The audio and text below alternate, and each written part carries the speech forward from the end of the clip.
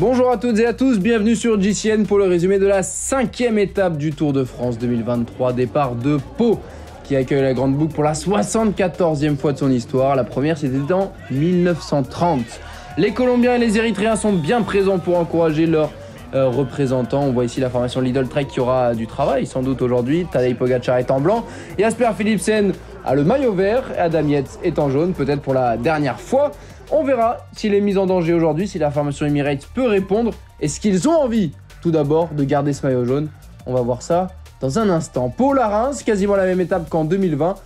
Alors, c'est Tadej Pogačar qui s'était imposé à la Reims. On va franchir le col du Soudet. Hors catégorie, 1540 mètres d'altitude. Puis le col d'Icher et le col de Marie-Blanque où seront distribuées des secondes de bonification. Après une grosse bataille en début d'étape, un groupe très large porte à l'avant. On retrouve notamment Wout van Aert, Julien Alaphilippe, mais encore Bryan Coquard et Mats Pedersen. Ces deux coureurs vont se disputer les points du sprint intermédiaire. C'est Le Coq qui passe devant Pedersen. 20 points pour le Français qui va se relever ensuite et être repris par le peloton. Voilà, regardez les sommets embrumés du col de Soudet et les coureurs qui vont attaquer donc cette ascension de 15 km 200 à 7% de moyenne. Le peloton est à peu près 3 minutes de la tête de course où on retrouve également Jay Hindley, Giulio Ciccone, Daniel Martinez. Il y a du beau monde, en tout cas à l'avant, des bons grimpeurs dont Félix Gall, vainqueur d'étape sur le Tour de Suisse, accompagné par les Français de son équipe Clément Berthet et Aurélien Paré-Peintre. L'Autrichien passe en tête du col de Soudet, ce qui va lui permettre de prendre la tête du classement de la montagne. Chris Neyland s'attaque juste avant le col d'Icher. Il est pris en chasse par Wout van Aert et Julien Alaphilippe. Il y a également Valentin Madouas et Manuel Bourman dans cette échappée, le champion d'Allemagne et le champion de France. Les trois hommes de tête à l'approche du col de Marie-Blanque, la dernière difficulté du jour en première catégorie. Et le groupe de contre avec Aurélien Paré-Peintre qui emmène, Omar Fraile également. Ils vont reprendre les trois hommes de tête et c'est alors que Wout van Aert va se faire distancer. Il aura du pain sur la planche quelques minutes plus tard pour son leader, Jonas Vingegaard. Félix Gall qui en remet une couche, l'Autrichien qui semble en forme. Il est pris en chasse par Jay Hindley qui va le contrer, le vainqueur du Giro l'an dernier qui a une belle opportunité. Il était dans les 10 du classement général ce matin à 22 secondes d'Adam Yates. Et le maillot jaune est en difficulté avec Gaudu, avec Michael Woods et Simon Yates dans sa roue. Sepp Kuss imprime un rythme impressionnant. Carlos Rodriguez ne peut plus suivre. Il a été le dernier à suivre Vingegaard et Pogačar. Attaque du Danois.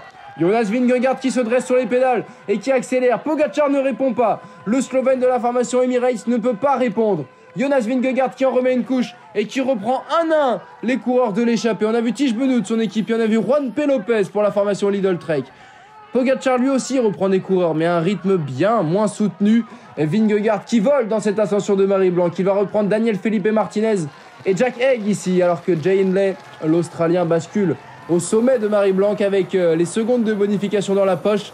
Ça semble très bien parti pour lui afin de remporter étape et sans doute de prendre la tête du général. Félix Gall est repris par Vingegaard, Ciccone et Bourman, mais personne ne veut aider le tenant du titre. Dossard 1 dans le dos, alors que son équipier Sepp Kuss fait le garde-fou derrière Tadej Pogačar. Adam Yates est revenu avec Simon Yates, avec également Valentin Madouas et David Gaudu.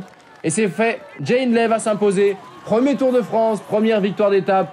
Et le coup double, puisque l'Australien va prendre la tête du classement général. Victoire à la Reims de Jay Hindley. Le sprint pour la deuxième place avec Giulio Ciccone qui va venir couper la ligne devant Félix Gall et Emmanuel Bourman, le champion d'Allemagne, qui va donc pour la Bora-Hansgrohe signer une très belle performance collective. Jonas Vingegaard coupe la ligne à 34 secondes.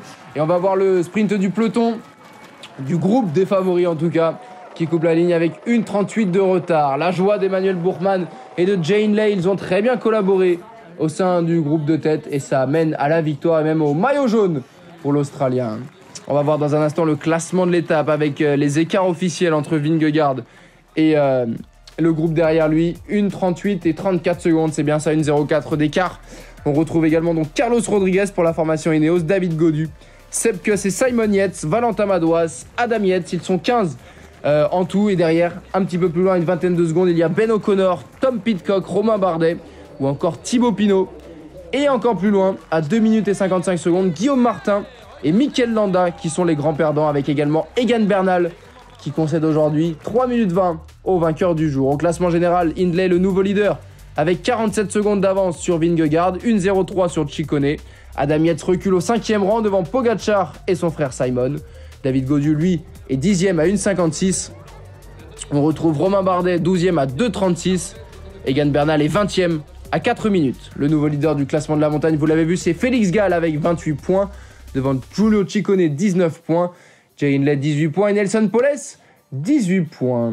La 6e étape partira de Tarbes, direction Cauterets-Cambasque, avec la montée de côte de Cap-Verne-les-Bains, puis le col d'Aspin, évidemment, le col du Tourmalet, où s'était imposé un certain Thibaut Pinot. Et la montée de Cauterets pour terminer, où Rafał Majka s'était imposé il y a quelques années. Ça sera un moment très important de ce Tour de France. Est-ce que Pogacar va retrouver des jambes pour attaquer de loin et mettre en danger la formation de Jumbo-Visma? Va-t-on assister à des mouvements de la part de Vingegaard? Est-ce que Hindley va être en mesure de garder son maillot jaune? Ce sera à suivre en intégralité dès 13h sur Eurosport et GCN.